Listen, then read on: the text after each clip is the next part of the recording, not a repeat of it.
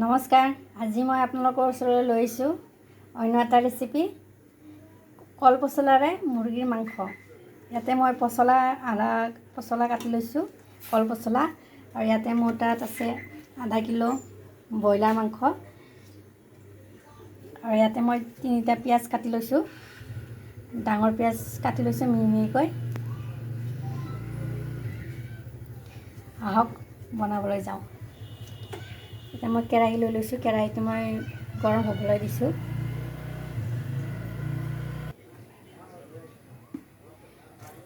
কেৰাহীটো এতিয়া গৰম হৈ গৈছে। এতিয়া মই ইয়াতে মিঠাতেল দি দিছোঁ।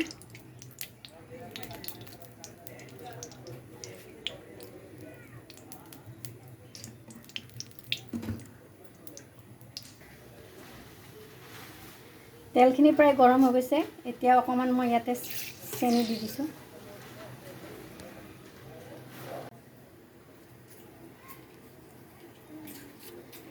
মই 2টা তেজপাত দি দিলোঁ,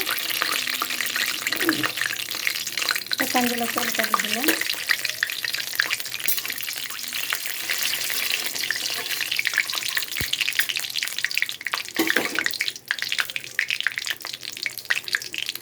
এটা গোটা গৰম মছলা দি দিছোঁ।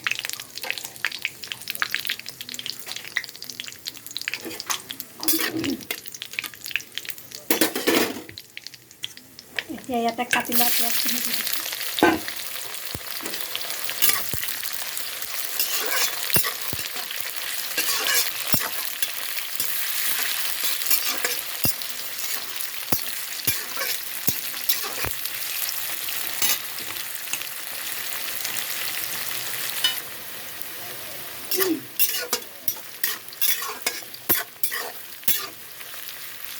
পিঁয়াজখিনি লাইট ব্ৰাউন কালাৰ হোৱাকৈ অকণমান ভাজি ল'ব লাগিব।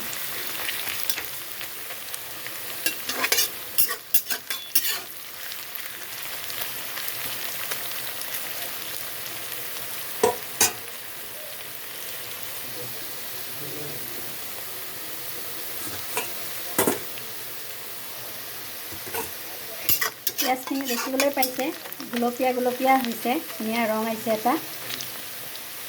এতিয়া ইয়াতে মই আদা নহৰু আৰু জলকীয়া একেলগে বটি লৈছিলোঁ, এইখিনি দি দিওঁ।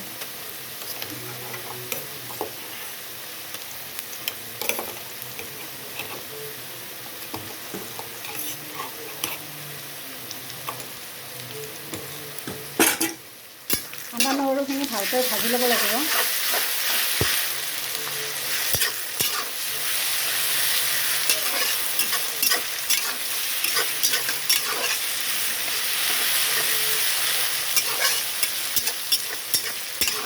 আদা নহৰুখিনি প্ৰায় এনেকৈ 2 মিনিটমান সময় ভাজি ল'ম, কেঁচা গোন্ধ নোযোৱালৈকে।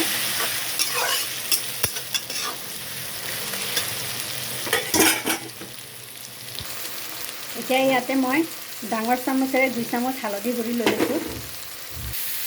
হালধিখিনি দি কিনে লাহেকৈ ইয়াত লৰাই দিব লাগিব ভালকৈ।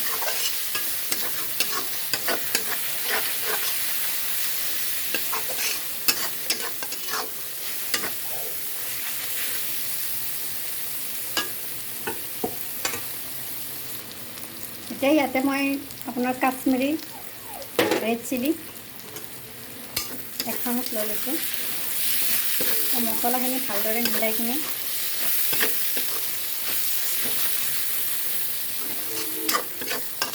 দেখিবলৈ পাইছে মছলাখিনিৰ পৰা তেল ওলাবলৈ ধৰিছে।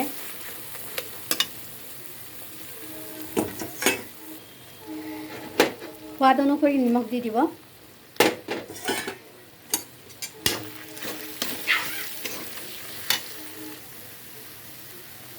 এতিয়া ইয়াতে মই মাংসখিনি দি দিছোঁ।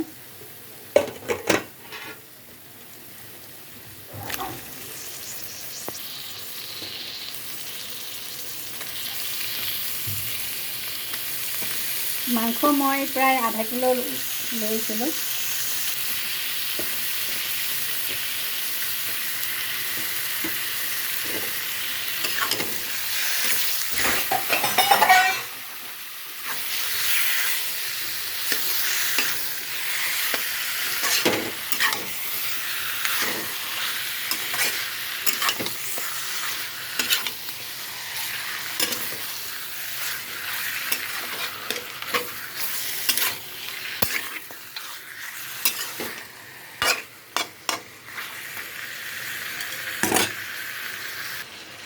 মাংসখিনি ভালদৰে মিহলাই লোৱাৰ পিছত এতিয়া মই আপোনাৰ দুটা আলু লৈছিলোঁ, সৰু সৰুকৈ টুকুৰা কৰি আলু দুটা একেলগে দি দিছোঁ।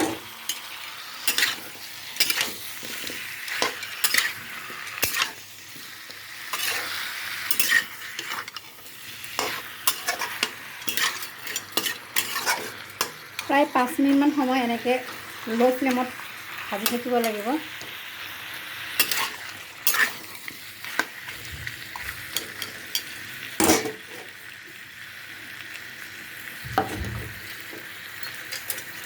ঢাকনি মাৰি দিছোঁ।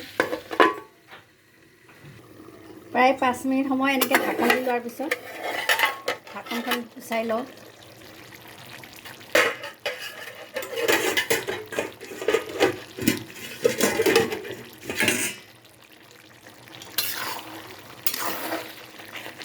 দেখিবলৈ পাইছে মাংস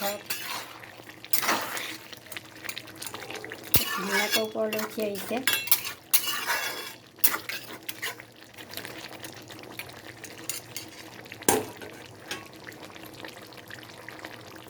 এতিয়া মই ইয়াতে জিৰা আৰু ধনিয়াৰ গুড়ি দি দিছোঁ।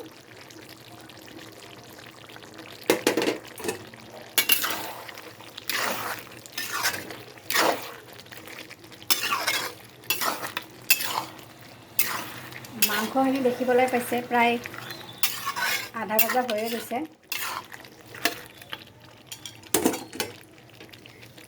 এতিয়া ইয়াতে মই কলফুলখিনি দি দিছোঁ, কল পচলাখিনি দি দিছোঁ।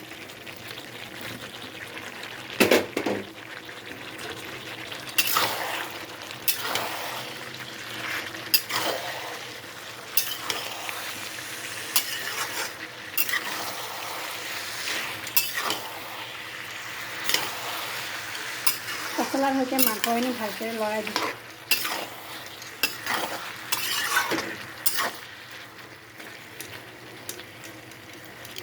ভালদৰে ইয়াক মিহলাই প্ৰায় 5 মিনিটমান সময় এনেকৈ সময় ভাজি ল'ম।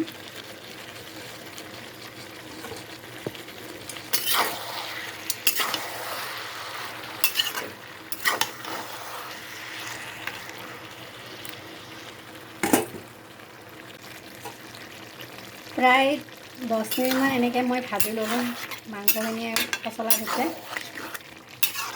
দেখিবলৈ পাইছে মাংসৰ তেলটো বাহিৰলৈ ওলাই গৈছে।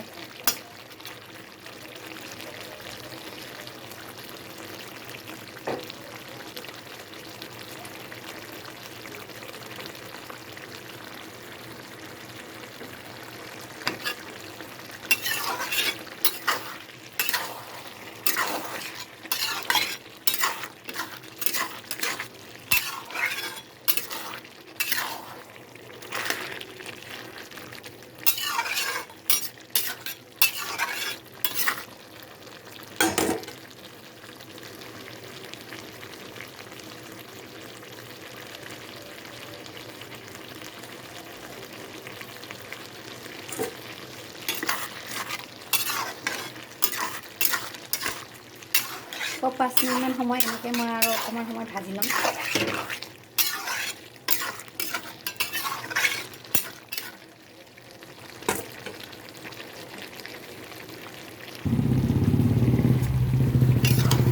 প্ৰায় 5 মিনিটমান সময় যোৱাৰ পিছত মাংসৰ পানীখিনি প্ৰায় শুকাই গৈছে।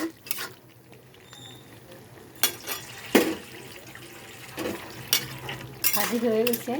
এতিয়া অকণমান পানী দি ইয়াক মই আৰু 5 মিনিটমান সময় ল' ফ্লেমত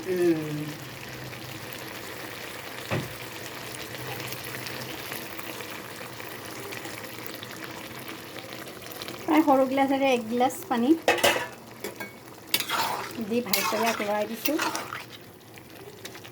5 মিনিটমান সময় এনেকৈ তাক উতলাবলৈ দিম ল' ফ্লেমত। প্ৰায় 5 মিনিট সময় এনেকৈ ঢাকন দি দিয়াৰ পিছত দেখিবলৈ পাইছে প্ৰায় ৰেডি হৈ গৈছে।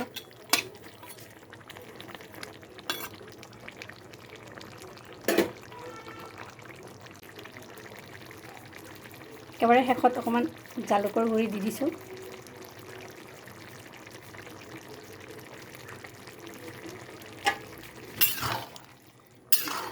ভালকৈ লৰাই দিব।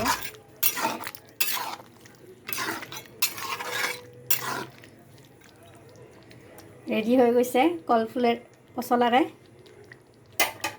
মুৰ্গীৰ মাংস।